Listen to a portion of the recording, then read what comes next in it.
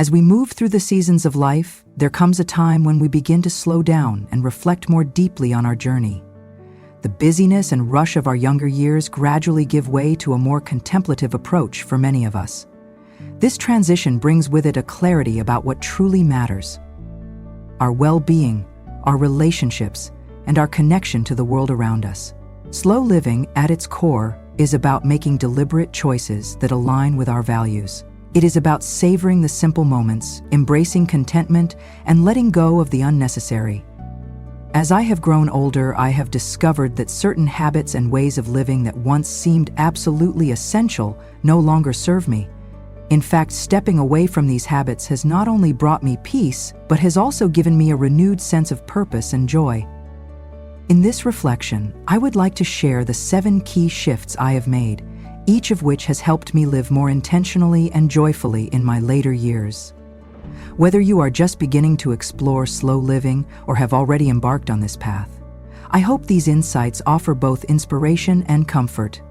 If you enjoy this video, please give it a thumbs up, and do not forget to subscribe and turn on notifications so you never miss an update. 1. Letting go of television and mass media. There was a time when television was absolutely central to my daily routine. Like many others, I would come home, sit down, and turn on the TV almost by instinct. News programs, talk shows, and the latest dramas provided a constant stream of entertainment and information. It felt entirely normal, even necessary at the time. However, as the years passed, I began to realize something deeply unsettling.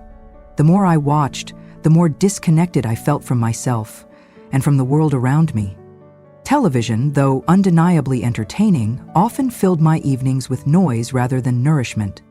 The rapid-fire nature of commercials, the sensationalized news stories, and even the fast-paced plots of my favorite TV shows contributed to a sense of mental clutter that I could no longer ignore. After an evening spent in front of the screen, I often felt anxious, restless, and emotionally drained. Gradually, I began to reduce my TV consumption. At first, it was challenging. I felt as though I was missing out on something important, whether it was the latest headlines or a popular show that everyone seemed to be talking about. But slowly, I realized that what I was gaining by cutting back far outweighed what I was giving up. Without the constant hum of television in the background, I found that I had time for more enriching activities.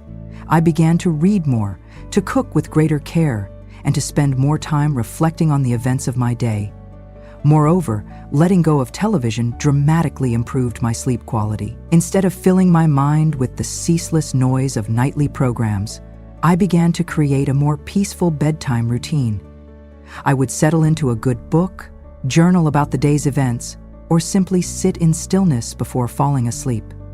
These simple changes led to deeper, more restful sleep and a clearer, more focused mind when I woke up in the morning. For anyone considering cutting back on television, I encourage you to think of it not as giving something up, but as opening yourself up to new possibilities. Without the constant stimulation of TV, you may find that you have more time for meaningful conversation, creative pursuits, and quiet moments that truly nourish your soul. Life is filled with beautiful details that we often miss when our attention is entirely consumed by a screen. 2. No longer shopping for new things all the time. As I reflect on the decades of my life, I realize just how much emphasis society places on the act of buying. We are constantly encouraged to acquire more, to update, to replace, and to purchase the next new thing. I too once found myself swept up in this cycle. Whether it was the thrill of a new outfit, the allure of a modern gadget, or the excitement of redecorating a room, shopping became a way of filling the empty spaces in my life. Yet, over time, I began to ask myself, what purpose does all of this buying really serve? Does it bring lasting joy, or is it merely a temporary distraction? More importantly, is it truly necessary in my later years? I have come to deeply value what I already have, rather than constantly seeking out the newest and latest. I found immense satisfaction in caring for and maintaining the items I already own. The act of repairing, repurposing, and even upcycling items that might otherwise be discarded has brought me a profound sense of fulfillment. Take, for example, a well-loved chair that has been with me for many years. Once I might have replaced it with something newer and more stylish, but instead I took the time to have it reupholstered, giving it a fresh look while preserving its history. Now, every time I sit in that chair, I am reminded not only of the many years it has been a part of my life, but also of the care and thought that went into keeping it in good condition. This approach has extended beyond furniture to include clothing, kitchenware, and other household items. Rather than tossing out a sweater because it is a little worn, I have learned to mend it, preserving its value instead of buying something new. I take the time to care for the pots and pans that have served me for decades. In doing so, I have come to appreciate the craftsmanship and durability of these items in a way I never did before. Letting go of the constant need to shop has also lightened my emotional load. I no longer feel the pressure to keep up with trends or to accumulate more than I need. My home feels less cluttered, and my mind feels more at peace. My focus has shifted from acquisition to appreciation, and I have discovered that true contentment lies in cherishing what is already mine. For those who feel uncertain about stepping off the consumer treadmill, I encourage you to start small, perhaps by trying to go a month without buying anything new unless it is absolutely necessary. During that time, take stock of what you already have and ask yourself if those items still serve you. You may be surprised by how much joy and peace can come from embracing what you already own. 3. Freeing myself from brand names and status symbols. When I was younger, I cared deeply about the brands I wore, the car I drove, and the possessions I owned. These outward symbols of success seemed important not only for how others perceived me, but also for how I saw myself. Wearing a certain label or driving a certain car gave me a sense of accomplishment, as if those items somehow validated my worth. However, as I have grown older, I have come to realize that these things are fleeting. Brand names and status symbols may provide a temporary boost to one's ego, but they do not bring lasting happiness or fulfillment. In fact, they can often distract us from what truly matters: our relationships, our health, and our inner peace. Letting go of the need for brand names has been one of the most liberating decisions I have ever made. I no longer care about which logo is on my clothes or which emblem adorns my car. What matters now is comfort, functionality, and whether the things I own bring me genuine joy or serve a meaningful purpose. This shift in perspective has also altered the way I view success. No longer do I measure success by material possessions or outward appearances. Instead, I gauge it by the quality of my relationships, the peace I feel in my heart, and the sense of purpose I bring to each day. I have learned to value experiences over possessions, and that shift has brought me far more joy than any luxury item ever could. For instance, I now derive immense fulfillment from taking a long, leisurely walk with a friend, rather than from shopping for the latest fashion trend. I take pride in living simply and thoughtfully, whether it involves growing my own vegetables, cooking a homemade meal, or spending time with loved ones in nature. These are the moments that define my life now, and they are infinitely more rewarding than any brand name item ever was. For those who still feel the pressure to keep up with the latest trends, I encourage you to take a step back and ask yourself, do these possessions truly bring you happiness, or are they merely a means of satisfying others' expectations? In letting go of that pressure, you may find that life becomes simpler, more joyful, and considerably less stressful. 4. Disconnecting from social media. The rise of social media has completely revolutionized how we connect with the world. It provides a platform to share our lives, to stay in touch with loved ones, and to explore new ideas. For many years, I embraced social media as a way to remain connected with friends and family, particularly as life took us in different directions. Yet, as time passed, I began to notice how social media made me feel. Despite its promise of connection, I often ended up feeling more isolated after spending time online. The carefully curated, picture-perfect lives of others, people traveling the world, enjoying grand events, or achieving seemingly effortless success, left me feeling that I was not doing enough or that my own life was lacking. Moreover, the endless scrolling became an addictive habit, one that stole time and focus from the present moment. I found myself mindlessly checking my phone during meals, amid conversations, or even while sitting quietly in the garden.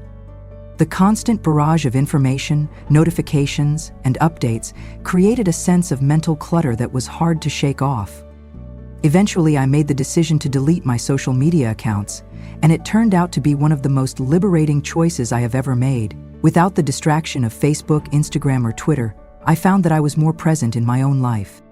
I reconnected with the people around me face to face, through phone calls, handwritten letters, and genuine personal interactions that I had long forgotten. These real-life connections proved far more meaningful and satisfying than anything I experienced online. Moreover, stepping away from social media returned to me a great deal of precious time. Without the constant lure to check for updates, I discovered that I had space for reflection, for hobbies, and for simply being in the moment. My days became fuller, not because I was doing more, but because I was paying attention to what truly matters. For anyone considering stepping away from social media, I encourage you to try it, even for a short period, and see how it feels to disconnect from the digital world and reconnect with the physical one. You may find that life becomes richer, more peaceful, and significantly less stressful when you are no longer chasing after likes, shares, or notifications. 5. Avoiding big cities and fast-paced environments. In my earlier years, the allure of city life was undeniable. The fast pace, the abundant opportunities, and the constant buzz of activity all held a magnetic appeal. Cities seemed to promise endless possibilities, yet, as I have grown older, I have found that the very things that once energized me now leave me feeling utterly drained.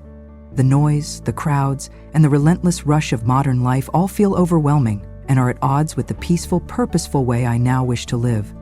Urban environments are designed to keep us constantly moving, consuming, and staying busy. Every street is filled with distractions, from the flashing lights of advertisements to the continuous hum of traffic.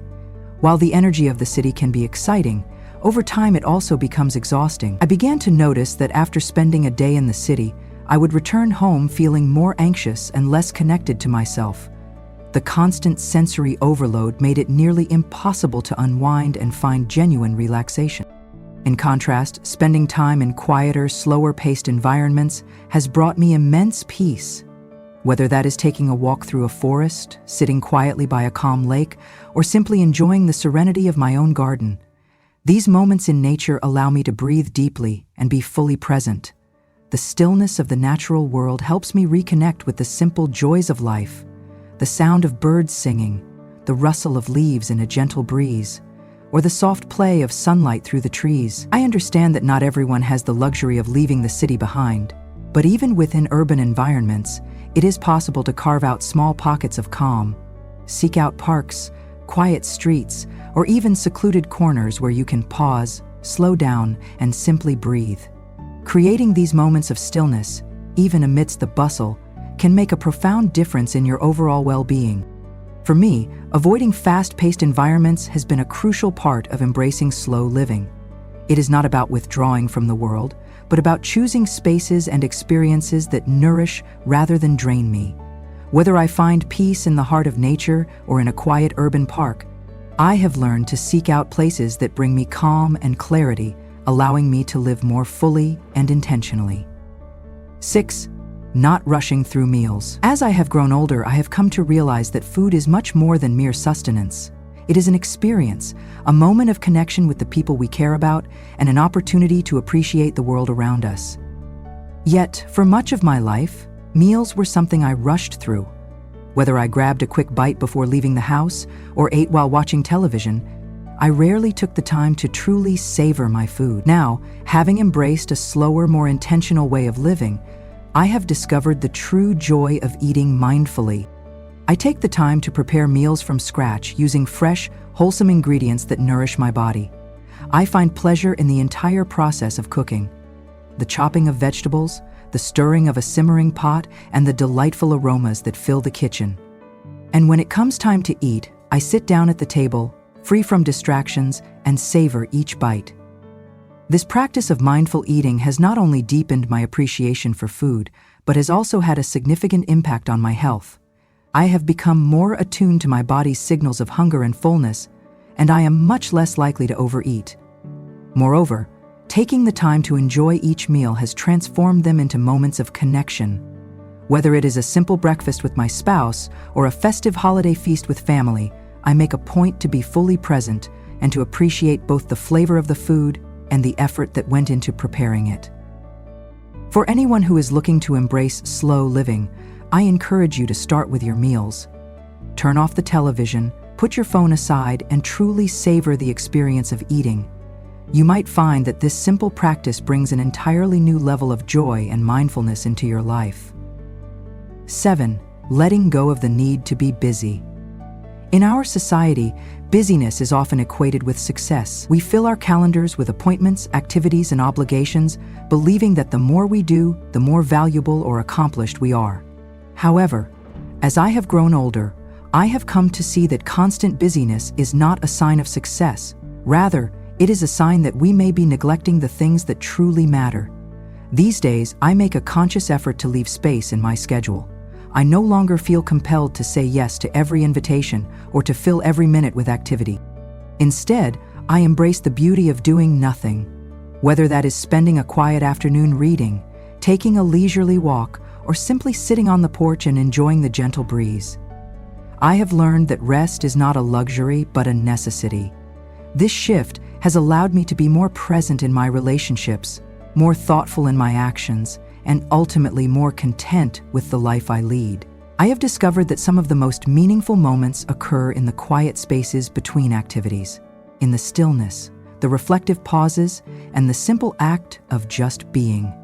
For anyone who struggles with the pressure to always be busy, I encourage you to take a step back, review your schedule, and ask yourself whether these activities truly bring you joy and contribute to your well-being. If not, consider letting go of those that do not serve you, for you may find that by doing less, you create space for more peace, more contentment, and deeper, more meaningful connections with the people you love.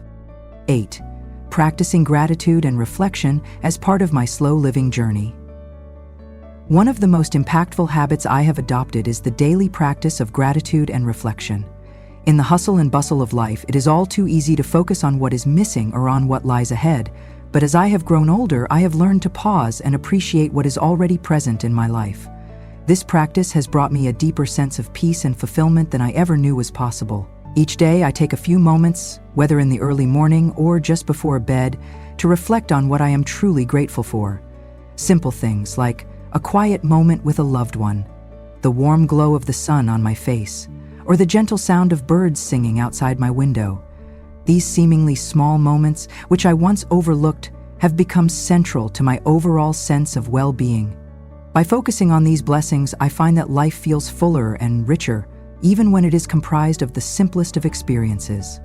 Practicing gratitude has also strengthened my relationships by providing me with countless opportunities to express appreciation, whether through a kind word, a heartfelt thank you note, or simply spending quality time with those I care about. I have learned that for relationships to flourish, they require mindful attention. Reflection helps me to look back on my life with a sense of peace, rather than dwelling on regrets or missed opportunities. I focus on the lessons I have learned and the personal growth that has emerged from challenges, and this shift in perspective has allowed me to view my journey with greater compassion and understanding. If you are new to the practice of gratitude, I encourage you to start small, perhaps by writing down a few things you are thankful for each day, or by taking a quiet moment to reflect on your blessings. Over time, this simple practice can transform your perspective, bringing more joy and contentment to your everyday experiences. Embracing slow living in our later years means recognizing that as we move through the seasons of life, we are granted a precious opportunity to reflect on what truly matters. Slow living is not about retreating from the world. It is about choosing to engage with it in a mindful and meaningful way. By letting go of habits and activities that no longer serve us, we create space for the things that bring genuine joy and fulfillment. For those of us aged 55 to 80, the journey towards slow living can be nothing short of transformative. It allows us to savor each present moment, deepen our connections with the people we love, and live with a sense of peace that is often so hard to find in today's fast-paced society. I encourage you to consider the ways in which you can simplify your life, to let go of that which no longer serves you, and to embrace the beauty of living slowly and purposefully. If you enjoyed this video, please give it a thumbs up and do not forget to subscribe and turn on notifications so you never miss an update. 5 relatives to avoid after turning 65. As we move into our golden years, life becomes more about cherishing peace, celebrating small joys, and nurturing meaningful relationships. However, not all relationships contribute positively to our well-being, and some relatives, whether intentionally or unintentionally, may drain your energy, steal your joy, or undermine your independence. Which is not a matter of cutting people off completely, but rather of setting clear boundaries in order to protect your peace of mind. In the following discussion, we examine 5 types of relatives to approach with caution after turning 65 and provide guidance on how to navigate these dynamics with wisdom and grace. If you enjoyed this video, please give it a thumbs up, do not forget to subscribe, and turn on notifications so that you never miss an update. 1. The emotional storm chaser. Every visit with this relative feels like being caught in a whirlwind of drama. In every family, there is that one person who seems to carry chaos wherever they go. Someone who calls not to inquire about your well-being, but to unload the latest saga from their life. They have an uncanny ability to find crises in even the most mundane situations, to transform minor disagreements into full-scale battles, and to leave you feeling emotionally exhausted after every conversation. It is not that this relative is inherently a bad person. Often, they are simply unaware of the toll their behavior takes on those around them. However, as you grow older, the stakes become higher. Protecting your peace is no longer a luxury but a necessity. Imagine a quiet morning when you are finally sitting down with a cup of tea, enjoying a serene moment while gazing out at your garden or immersed in a favorite book, only to be interrupted by the ringing of your telephone. The call comes from your emotional storm chaser relative, and before you have even had a chance to greet them, they launch into a dramatic account of their latest catastrophe.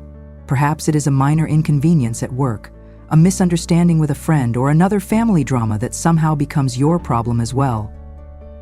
By the time the conversation concludes, the tranquility of your moment has evaporated, replaced by the heavy burden of their troubles. At this stage in life, you deserve calm. Your emotional energy is precious, and repeatedly being drawn into someone else's whirlwind can deplete your reserves faster than you may realize. Studies have shown that chronic stress can lead to numerous health issues, including heart disease, impaired immunity, and even cognitive decline. Thus, the matter is not simply about avoiding discomfort, but about safeguarding your overall health and well-being. So how do you handle such a situation without cutting this relative off entirely? It begins with establishing boundaries, which are not meant to be impenetrable walls, but rather bridges that enable healthy relationships to flourish. The first step is to acknowledge that you are not obligated to solve their problems whenever they call. Listen with compassion, yet resist the impulse to plunge headfirst into their storm.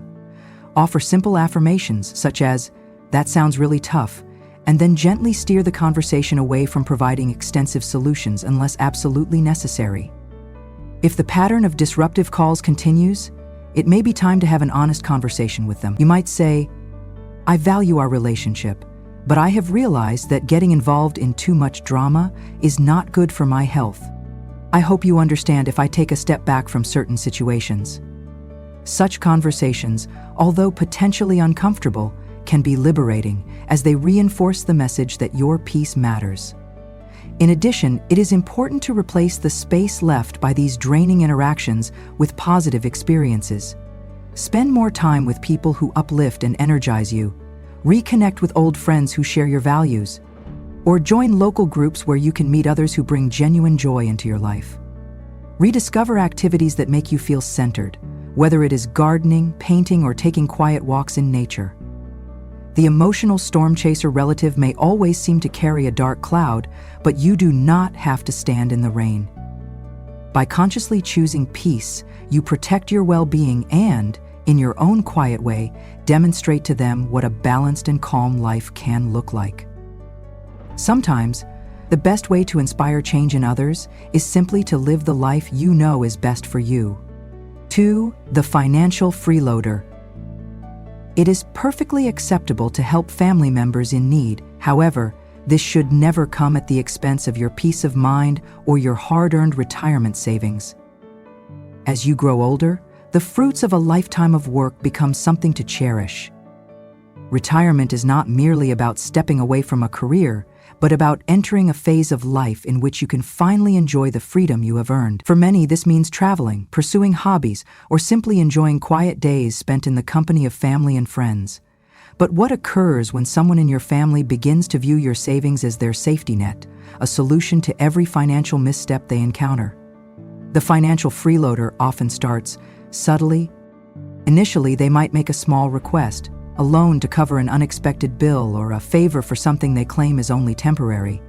In that moment, it seems natural to help, for they are family, and the small gesture appears inconsequential compared to the gratitude you expect to receive.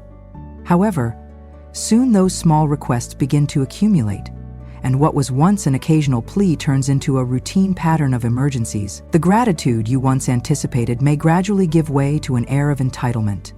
You begin to notice the recurring pattern. They approach you not because they have genuinely exhausted all options, but because you have always been willing to say yes. This situation places you in an uncomfortable position, especially for those of us who were raised with the belief that family comes first. There is often a lingering guilt that whispers, "If you do not help, who will?" Yet the truth is that continuously giving at the expense of your own financial security is neither sustainable nor fair. You have worked diligently for every dollar in your savings, and while generosity is a virtue, it should never compromise the future you have planned for yourself. Your savings are meant to support your dreams, your personal needs, and to provide a buffer against the unexpected twists and turns of life. Living on a fixed income during retirement demands careful planning and an understanding that your financial resources are finite. When a family member repeatedly leans on you for money, the consequences extend beyond your bank balance to affect your emotional well-being as well. Over time, resentment can set in, and what was once a generous act of kindness begins to feel like an onerous obligation that saps the joy out of the relationship. How can you navigate this situation without severing the ties that bind you? The answer lies in clarity and compassion. Setting boundaries does not mean that you care any less. It simply means that you care enough about your own stability to be honest about what you can and cannot do. When a family member approaches you with a request for money, take a moment to reflect before responding. Ask yourself whether this assistance will truly help them in the long run, or if it will merely enable a recurring pattern of dependence. If you feel that agreeing to their request might compromise your own financial security or reinforce an unhealthy habit, it is perfectly acceptable to say no. When you decline, do so with kindness yet firmness. For example, you might say, "I am sorry, but I need to focus on managing my own finances right now."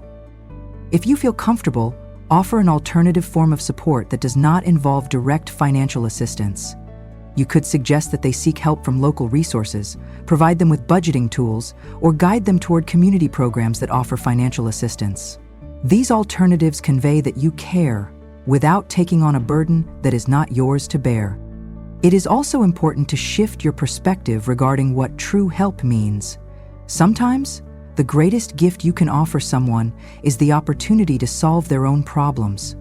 By stepping back, you allow them the chance to build resilience and learn how to navigate challenges independently. This approach does not diminish your love for them. Rather, it is an expression of confidence in their ability to grow and manage their own affairs. Simultaneously, celebrate your own financial freedom. Take pride in having worked hard to create stability for yourself, and treat your savings as a tool to invest in your own happiness. Whether that takes the form of small indulgences, memorable experiences with loved ones, or simply the comfort of knowing you are secure. The financial freeloader may never fully grasp your decision to say no, and that is acceptable. What matters most is that you protect what you have built and continue to live your life with the peace and confidence that you have rightfully earned. Generosity should be a fulfilling act, not one that drains you. After all, you can only give freely to others if you ensure that your own cup is full. 3. The overbearing advisor. In every family, there is often someone who believes that they have mastered the art of living and that their way is always the right way, regardless of whether it suits your own life. The overbearing advisor is that relative who is never short of opinions regarding your diet, your daily habits, your financial choices, or even how you spend your leisure time. Although their intentions may be well-meaning, their persistent insistence that they know what is best for you can gradually undermine your sense of independence. As you age, these interactions may begin to sting more, not because